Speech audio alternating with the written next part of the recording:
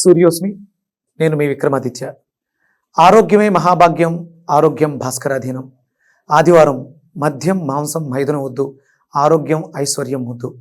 మీరు ఆచరించండి, 10 మందిని ఆచరింపచేయండి. ఆచరించండి, ఆరోగ్యవంతులుగా ఉండండి. ఆచరించండి, ఐశ్వర్యవంతులు కండి. ఆచరించండి, ఆనందంగా జీవించండి. సూర్యోస్మి. నమస్తే, వెల్కమ్ టు అవర్ ఛానల్. ప్రస్తుతం మనతో ప్రముఖ ఆధ్యాత్మికవేత్త, సూర్య ఉపాసకులు, Sun Spiritual Society founder Shri Vikramaditya గారు ఉన్నారు. వారితో మాట్లాడదాం. సార్ నమస్తే. సార్ సూర్యోస్మి. సార్ 8వ తారీఖు భానుసప్తమి, అలాగే ధనుర్మాసంలో కూడా ఇంకొకసారి 22వ తారీఖు ఇదే నెలలో భానుసప్తమి వస్తుంది. సార్ ఒకసారి భానుసప్తమి వస్తేనే మీరు చాలా విశిష్టంగా చెప్తారు భానుసప్తమి గురించి.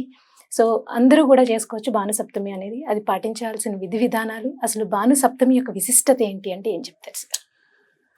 ఆదివారం అంటే హిందువులందరికీ ఆధ్యాత్మిక చింతనతో ఉండే వాళ్ళకి, ఆరోగ్యం మీద అభిలాష ఉండే వాళ్ళకి ఆదివారం చాలా విశేషమైనటువంటి రోజు. ఆది అంటే మొదలు, ప్రారంభం, ఇలా మనం మాట్లాడుకోవచ్చు.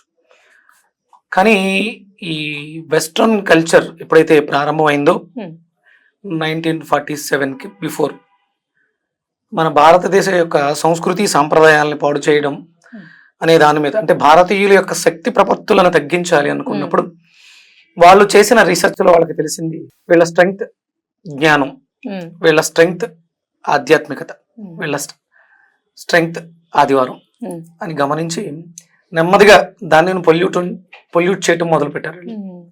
అందులో భాగంగానే చాలా రకాల, అంటే ఇప్పుడు రాజకీయ నాయకులు ఎవరైతే ఉచిత ఆఫర్లు పెడుతున్నారో ఆ రకంగా, అప్పట్లో ఉచితాలు అంటే పెద్దగా ఎవరికి వ్యామోహాలు ఉండేవి కాదు. కానీ ఒక కొత్త పదార్థం ఏదో ఉచితంగా దొరుకుతుంది అన్నప్పుడు దాన్ని స్వీకరించడం, తెలుసుకోవడం. అంటే వచ్చిన వాళ్ళు తెల్ల దొరలు, తెల్లవాళ్ళు, అంటే దొరలు, వాళ్ళు తెల్లలు కాదు కానీ దొరలు, ధనం అధికంగా ఉన్నది వాళ్ళ దగ్గర. వీటి మీద అప్పుడప్పుడే మొదలవుతుంది.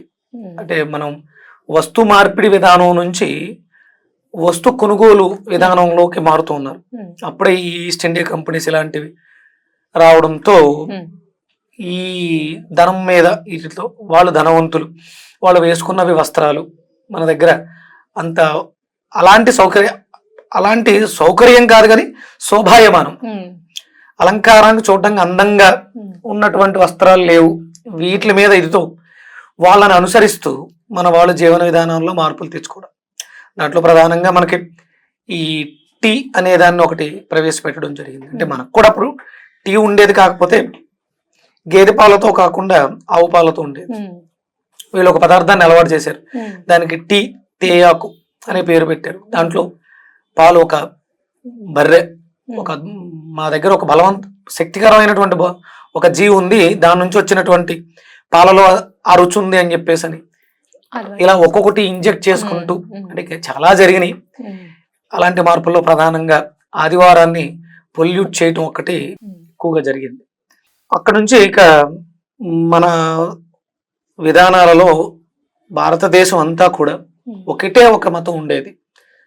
అది వేదం ప్రమాణంగా ఉంటూ, వేదంలో చెప్పినటువంటి పురుషుడు హిరణ్య గర్భుడు, వేద పురుషుడు, సూర్యనారాయణమూర్తి ఆరాధన.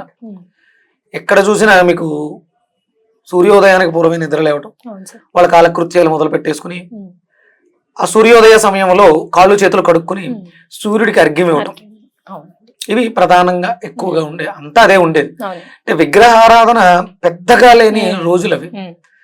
ఇప్పుడున్నంత విగ్రహారాధన కానీ దేవాలయాలు కానీ లేవు, చాలా తక్కువ. అష్టాదశ శక్తి పీఠాలు, 12 జ్యోతిర్లింగాలు, ఇక ప్రముఖమైనటువంటి దేవాలయాలు కొన్ని మనకి. అంటే ఇప్పుడు అంటే ఈ విజయవాడ దుర్గమ్మ తల్లి కావచ్చు, లేకపోతే శ్రీశైలం మల్లన్న, ఇవన్నీ కూడా స్వయంభూ దేవాలయాలు.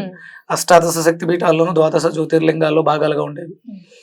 అరుదుగా రామాలయాలు, అంటే రాముల వారి మీద ప్రీతితో ఊరికొక రామాలయం, ప్రతి ఊర్లోనూ ఒక శివాలయం. అంటే శివాలయం లేని ఊర్లో భోజనం చేయడం మంచిది కాదు అనే ఈ సాంప్రదాయాలతో చాలా సుఖంగా, సంతోషంగా ఉంటుంది.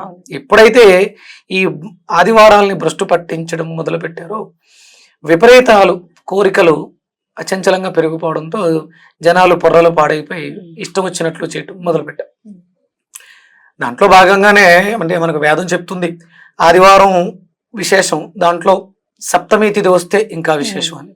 అది అలభ్య యోగము, అలాగే భాను సప్తమి, చాలా అద్భుతమైనటువంటి కలయిక, తిథికిని వారానికి ఉన్నటువంటి అద్భుతమైనటువంటి కలయిక. దీన్ని మనం ప్రస్తావించుకుంటే ఆదివారానికి రవి అధిపతి, సప్తమి అంటే 7 సంఖ్యకి అధిపతి చంద్రుడు. సూర్యచంద్రులు ఇద్దరే మనల్ని పరిపాలిస్తూ ఉంటారు. పగటి పూట సూర్యకాంతితో కిరణజన్య సంయోగ క్రియ సూర్య కిరణాలతో జరుగుతుంది.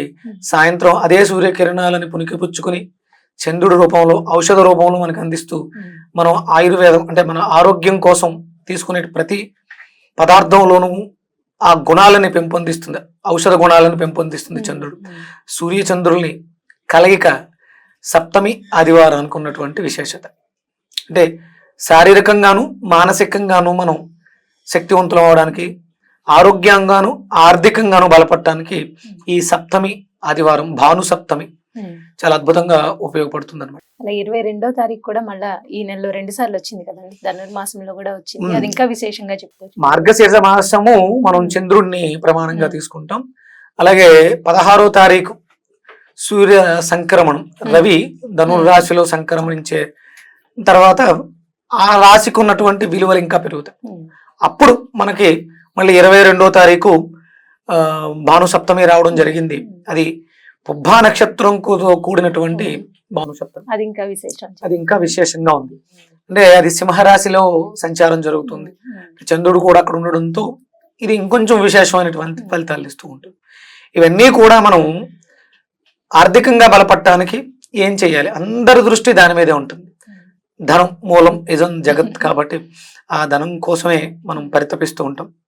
మనకి అత్యంత సంపద ఎవరిచ్చారమ్మా అంటే పురాణాలు మనం ఇతిహాసాలు తీసుకుంటాం. పరమేశ్వరుడు నుంచి వరంగా ఇది వచ్చింది, అమ్మవారు వరంగా ఇచ్చింది మనకి. కనకదార స్తోత్రంలో ఉసిరికాయ, బంగారు ఉసిరికాయలు రాలిని ఆదిశంకరాచార్యుల వారు కనకదార స్తోత్రం చేయడంతో ఆ ఇంట కురిసినాయి. ఇది కలియుగానికి ప్రారంభంలో ఆదిశంకరాచార్యుల వారు చేశారు. కానీ కలియుగానికి పూర్వమే త్రేతాయుగంలో కానీ ద్వాపర యుగంలో కానీ మనకి అద్భుతమైనటువంటి విలువైన వస్తువులను ప్రసాదించిన దైవం ఎవరు? అత్యంత విలువైనటువంటి వస్తువు సమంతకమని, అది సత్రాజిత్తుడికి ద్వాపర యుగంలో ఇవ్వడం జరిగింది. అలాగే మనకి అదే ద్వాపర యుగంలో ధర్మరాజుకి అక్షయ పాత్రని ఇవ్వడం జరిగింది. అంటే ఆయన అంతకన్నా విలువైనవి ఇంకేమైనా ఉన్నాయి? ఇప్పుడు శ్రీకృష్ణ పరమాత్మ అంటే మానుష రూపంలో ఉన్న ద్రౌపదికి అన్నగా ఉంటూ వస్త్రం దానం చేశారు, ఇలా మాట్లాడతాం. కానీ అంతకన్నా విలువైనది అంటే భక్తి శ్రద్ధలతో వేడుకుంటే ఏ యుగంలో అయినా సరే ప్రత్యక్ష భగవానుడు, ఏ యుగంలో అయినా సరే. ద్వాపర యుగానికి పూర్వం త్రేతాయుగంలో శ్రీరామచంద్రమూర్తి మనం అంటే అవతార పురుషులుగా తీసుకున్నప్పుడు రామరావణ యుద్ధం జరిగింది. రాముల వారికి సహకారం అందించినటువంటి ఆంజనేయ స్వామికి విద్య నేర్పింది సూర్య భగవానుడు. రావణ వధ జరగడానికి అగస్య ప్రోత్తంగా ఆదిత్య హృదయాన్ని అందివ్వడం జరిగింది. అంటే ఏ యుగం చూసుకున్నా అభ్యున్నతి కోసం, అది యుగ పురుషులు కావచ్చు. మన కలియుగం దైవమైనటువంటి వెంకటేశ్వర స్వామికి ఆ పద్మావతిని 7 కొండల్ని కూడా సూర్యనారాయణమూర్తి ఇచ్చారు అనడానికి అతిశయోక్తి కాదు. అందుకని అంటే ఆరోగ్యం కావాలన్నా ఐశ్వర్యం కావాలన్నా మనం ఆరాధించడానికి కంటికి కనిపించే భగవంతుడు ఎవ్వరూ కూడా కాదనలేని సత్యం. ఇది వేదం ప్రమాణంగా తీసుకుని సూర్యనారాయణమూర్తి ఆరాధన విశేషంగా ఆదివారాలు చేస్తూ ఇలాంటి యోగాలు అప్పుడప్పుడు వస్తూ ఉంటాయి. మనకి ఈ నెలలో 2 సప్తమి తిథులు రావటం, ఇది మార్గశీర్ష మాసం విష్ణువుకి చాలా ప్రీతికరమైనటువంటి మాసం. అంటే సూర్యనారాయణమూర్తిని ఒక్కొక్క నెలలోనూ ఒక్కొక్క నామంతో పిలుస్తాం. ఈ నెలలో మనం సూర్యుడిని విష్ణువు అంటాం, అంటే వ్యాప్తి చెందించువాడు. మనం చేస్తున్నటువంటి కర్మలు ఏవైతున్నాయో అది మంచి వైపు నడిపిస్తాయి. అందులోనూ సహజ భాగ్యస్థానం ధనుసు రాశి, ధనుసు రాశిలో ఆయన సంచారం ఈ మాసం అంతా కూడా. మార్గశీర్ష మాసం అంటేనే ధనుస్సు రాశికి సంబంధించిన మాసం. భాగ్యాన్ని అంటే మనం చేసేటువంటి కర్మల ద్వారా భాగ్యాన్ని పెంపొందించుకోవడం, పూర్వపుణ్యాన్ని పెంచుకోవడానికి విలువైనటువంటి అనువైన మాసం. అందుకని ఈ తిథులను ఈ వారాలని ఆదివారాలని విశేషంగా ఆచరిస్తూ సంకల్పం చేసుకోవాలి.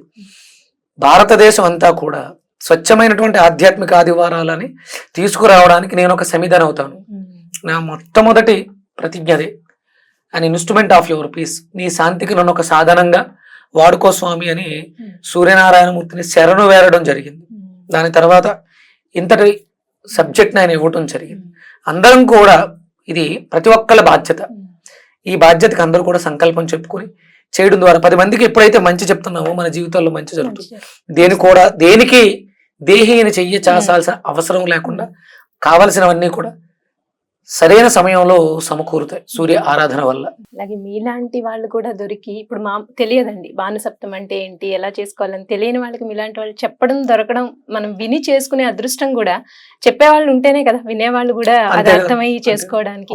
సో అది కూడా అదృష్టంగా భావిస్తూ మీరు చెప్పినట్టే మాలాంటి వాళ్ళందరం కూడా ఫాలో అవడం స్టార్ట్ అయితే అది మన వృద్ధి కోసం, మన కోసమే కదండి, ఇదేం ప్రపంచం కోసం కాదు. సో ఆదివారాలు అనేది ఇప్పుడు పాటిస్తున్న వ్యక్తిగత వృద్ధి తర్వాత వ్యవస్థ వృద్ధి చెందుతుంది. వ్యవస్థ వృద్ధి చెందిన తర్వాతే దేశం గాని, రాష్ట్రం గాని, ప్రపంచం గాని మార్పు చెందుతాయి. అందుకని వ్యక్తితోటే మొదలు పెట్టాలి. నేను బాగుండాలి అనే స్వార్థంతో అందరూ కూడా సూర్య ఆరాధనలు మొదలు పెట్టాలి. ఎందుకంటే ఆయన ఆత్మకారకుడు. ఆ లోపల ఉన్నటువంటి ఆత్మక్షోభ జరుగుతూ ఉంటుంది. నేను అనే స్వార్థంతో, అంటే నేను అంటే ఆత్మ స్వార్థంతో నేను ఒక పరిణితి సాధించాలని సంకల్పం పెట్టుకుని మొదలు పెట్టాలి. అప్పుడు నేను, నా కుటుంబము, నా వీధి, నా పురము, నా ఊరు, నా రాష్ట్రము, నా దేశము, ఇవన్నీ కూడా అభివృద్ధిని సాధించగలుగుతాయి. భానుసప్తమి గురించి చాలా చక్కగా వివరించారండి. తెలియని ఎన్నో విషయాలు తెలుసుకున్నాం మీ ద్వారా. సో ధన్యవాదాలండి. సూర్యోస్మి.